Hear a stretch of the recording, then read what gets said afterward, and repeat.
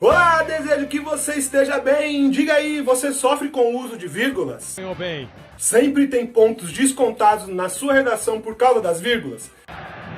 Ficou no chão. Quer saber como usar essas benditas sem nenhuma dúvida na hora da sua prova? Vem, Richarlison. Porque eu te digo que é possível pegar a visão de como usar a vírgula da forma correta e sem sofrer. Então, vírgula, cola. E com raríssima felicidade pegou na bola. Eu sou o professor Anderson Lopes, esse é o Redação Pública, a redação do Enem, para você que acha que vírgula é igual pulmão, pro texto dar uma respirada. É indicador de pausa, como se fosse um toca-fitas. Vocês nem devem saber o que é toca-fitas, né? Indicação de pausa Porra! nenhuma! Em primeiro lugar, existem momentos em que a vírgula é facultativa, ou seja, opcional, só ocorre conforme o estilo ou possibilidade do texto. Então, pode ser que você ainda esteja perdendo pontos nos usos que são obrigatórios e você não usou porque julgou ser opcional. Ou o contrário, você usou a vírgula onde não deveria ter a danada ali, no clássico erro de separar sujeito e verbo. Exatamente. Por isso, antes do final desse vídeo, você vai aprender os usos mais comuns da vírgula em um texto dissertativo argumentativo, ou seja, a vírgula na redação do Enem. Obrigado! Mas antes, já se inscreva aqui no canal, inscreva-se, para você receber essas dicas marotas aqui e melhorar sua redação dessa forma mais descontraída, valeu? Sua inscrição ajuda a chegar para mais pessoas que precisam desse tipo de conteúdo. Tá bom. Vamos lá? Primeira dicosa marota, o aposto. O aposto. Para quem ainda não sabe, aposto funciona como uma explicação de algo dentro de uma oração. Em geral, se você retirar o aposto da sentença, não interfere no sentido completo da frase, embora torne-a menos informativa. Ou seja, essa informação a mais dentro da oração, ela deve vir isolada por vírgulas, porque ela destaca algo referente a uma informação ali do contexto. Ah, agora eu entendi! Por exemplo, Anderson Lopes, professor de redação, gosta de vocês. Retire a informação isolada por vírgulas e perceba que a sentença não perde sentido, apesar de perder informação, porque o fato de eu ser professor de redação adiciona uma visão para o conjunto do texto.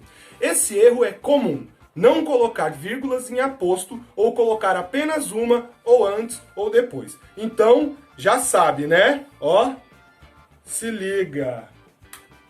Se liga. Se colocou alguma informação a mais, com sentido de explicação de algo, verifique se há necessidade de vírgula. Vamos ver outro exemplo. Sempre bom dar outro exemplo. O Enem, que teve quase 5,8 milhões de inscrições, será em 17 e 24 de janeiro de 2021. Perceba que tem uma outra oração dentro da oração maior. Essa aqui, ó, que teve quase 5,8 milhões de inscrições. E ela está isolada por vírgulas.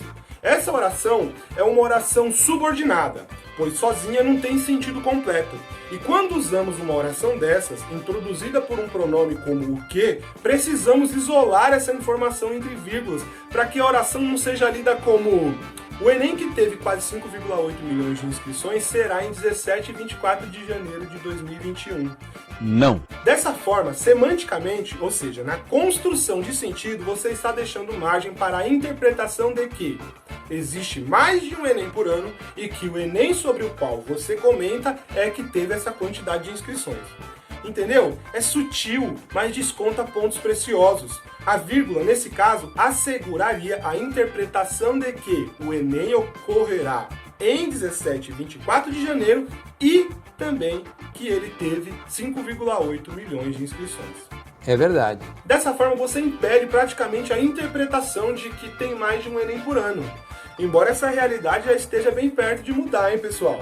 Em pouco tempo nós teremos mais de um Enem por ano, muito em breve.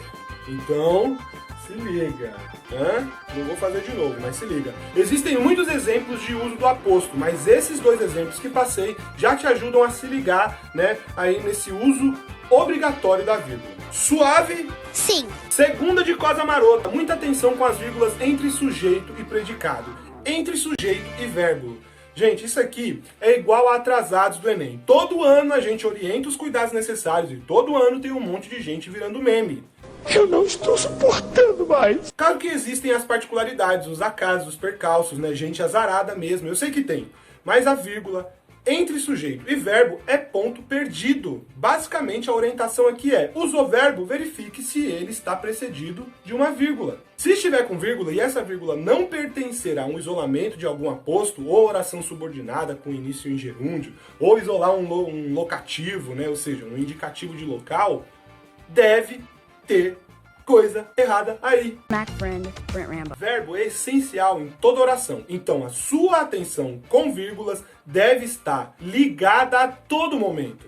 E veja que quando damos os exemplos do aposto, alguns de vocês podem pensar: mas professor, o aposto faz o sujeito se separar do verbo, como vimos em o Enem, que teve quase 5,8 milhões de inscrições, será em 17 e 24 de janeiro de 2021. Em partes você avaliou certo, mas interpretou errado. E por quê? Porque essa vírgula não separa o sujeito do verbo. Essa vírgula isola o aposto. Pode ver que são duas. Essa é a chavinha que você precisa mudar na sua cabeça. Vírgula é para isolar, enumerar, intercalar, deslocar, suprimir, invocar. Tem muitos usos. No caso da redação Enem, a gente usa só alguns, como isolar, intercalar, enumerar. E terceira de cosa marota. Quando for enumerar situações, características, adjetivos ou o que você precisar, use a vírgula somente até o penúltimo elemento. Por exemplo, o país, os estados, os municípios e secretarias de educação devem acompanhar a aplicação do exame.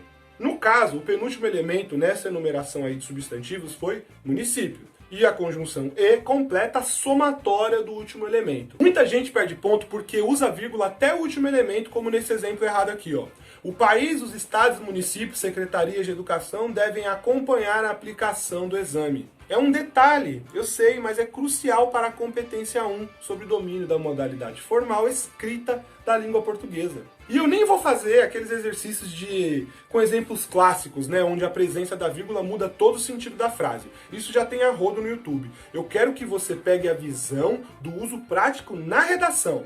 Suave? Sim. Segura a quarta de cosa marota. A vírgula pode isolar adjuntos e advérbios. Lembram o que são? Não. Adjuntos eles agem junto com alguma frase, com alguma frase verbal ou frase nominal. E o advérbio ele age junto com o verbo. E eles são esses elementos aí que agem junto. Eu digo pode, por quê? Porque se o adjunto ou advérbio estiver em posição padrão, a vírgula é facultativa. Lembra que eu falei que tem casos facultativos? Por exemplo, o Brasil comprou uma briga com o resto do mundo ontem. Ontem, nesse caso, pode ou não estar isolado por vírgula, devido à sua posição na frase, que é no final. Mas, se ontem estivesse no meio da frase, a vírgula seria obrigatória. Por exemplo, o Brasil comprou ontem uma briga com o resto do mundo. Percebe as nuances? Meu truta. Redação que quer alcançar uns 800, 900 pontos precisa estar ligada nesses detalhes sim. A grande massa nem percebe esses errinhos que tiram pontões. Pesca essa. São os errinhos que descontam as maiores pontuações. Pegou a visão da vírgula aí na redação? Se você se atentar para essa dicosa aí principal, né, com a vírgula entre sujeito e verbo, você já vai evitar erros grotescos que passam despercebidos na hora da criação, antes de passar o rascunho para a versão final do texto. Vírgula é o tipo de adequação gramatical que não dá para garantir o seu acerto na hora do rascunho, porque sempre fazemos mudanças para melhorar o texto final, e isso provoca mudanças nas vírgulas também. Por isso, o treino de uma redação por semana é essencial se você quiser algum resultado positivo no Enem. Agora eu saquei! Redação não é sobre ser bom em escrever. Redação é sobre treino de um tipo de texto, porque os dados estarão disponíveis nos textos motivadores no dia da prova. Sacou? E aprender vírgula, gente, é igual usar celular. Uma semaninha ali com a atenção canalizada nela e pronto. Você já domina o básico e evita esses descontos de pontos que antes você nem sabia o real motivo. Tranquilos? Então, inscreva-se no canal. Estamos passando aí pela marca de 100 pessoas, 100 inscrições. É um passo pequeno pro YouTube, mas gigante pro Redação Pública. Valeu? Eu agradeço pela sua atenção e até breve.